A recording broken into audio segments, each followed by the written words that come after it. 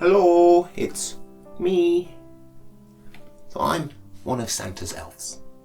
Okay, this time of year is a very, very stressful time for us, as it is for you. Lots of expectations of things you should do, and this time of year is a very, very strange one because lots of things we should do, but we're really not allowed to do this year. So we've got that added stress.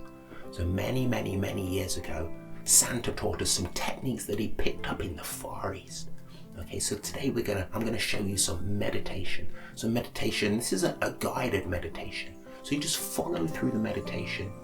Try not to think away from the words and try to really engage in what we're gonna do here. So get yourself nice and comfortable in the chair. Okay, I'm sitting on the edge of the chair. You can sit fully back in the chair, fully supported. Okay, make sure you're not slouching though or leaning to the side. Make sure you're nice and upright, lengthening the spine, hands where you don't have to think about holding them up. Okay, and we will go into the meditation. So close your beautiful eyes. So close your eyes and become aware of your breath. Gently, gradually encouraging your breathing to become deeper, feeling each breath fill your chest and belly, then releasing the breath slowly and steadily. Now I want you to imagine you are walking at dusk alone in a dark forest. There is no moon and you go slowly, for the pale stones of your path are barely visible in the glimmering light of the cold stars above. And you may go slowly also because you are tired and worried and your heart is heavy with old worries and sorrows. You know that in the new year that lies ahead, there'll be new challenges, new perils, new uncertainties, and new griefs to face.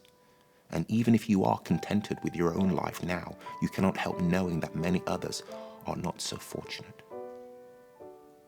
At this time of year, it's easy to be sad.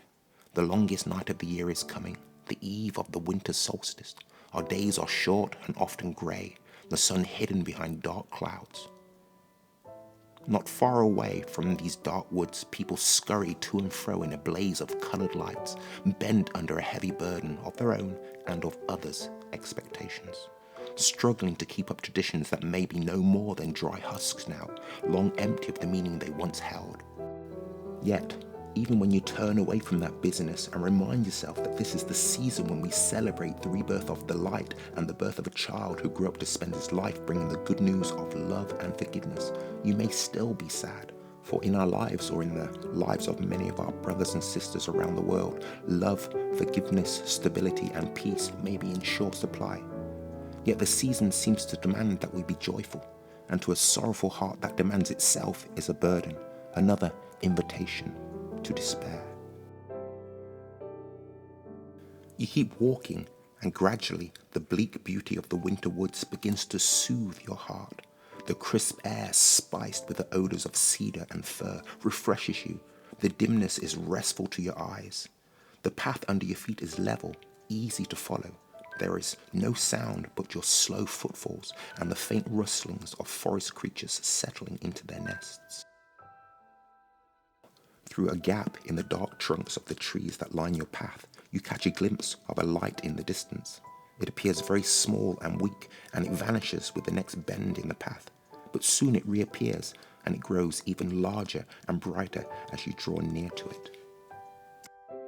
After a few more bends in the path, you see that the light comes from a small fire in a stone fire pit in the center of a clearing.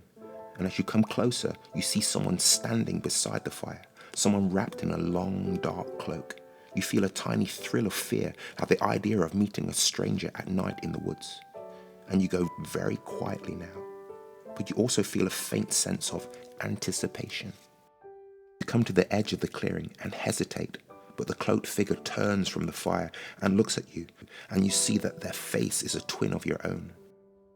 They look at you with a grave but kindly expression and beckon you to draw near to the fire. You walk into the clearing and come to stand beside the stranger, warming your cold hands and gazing into the flames. You do not speak, and neither do they. But after a moment, they put out their hand and gently touch your shoulder. You turn, and at the sight of the compassion in their face, you begin to weep. They put their strong arms around you and murmur into your ear, "Go ahead and weep, my friend. Here and now it is safe to lay down your burden of forced cheerfulness and let yourself be sad. Let yourself give up the weary struggle to hold your head above the bitter tide of sorrow. Let it wash over you now. Yes, even over your head. Acknowledge all your griefs and hurt of the year past and of many years past. Mourn for your dead. Honor your dead friends and your vanished hopes.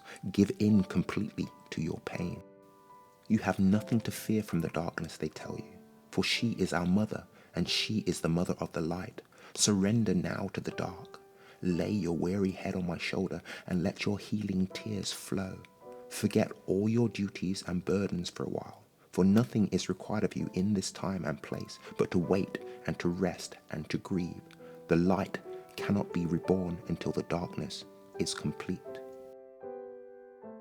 You feel held and supported as you mourn, as you tell over the litany of your losses, grief and defeats, as you show the scars and the half-healed wounds of old battles, as you tell all your fears for the future, even the most secret and humiliating fears that you never told anyone, that you have hardly acknowledged to yourself. And when the darkness is complete and you are at peace with it, open your eyes to the light and love of life.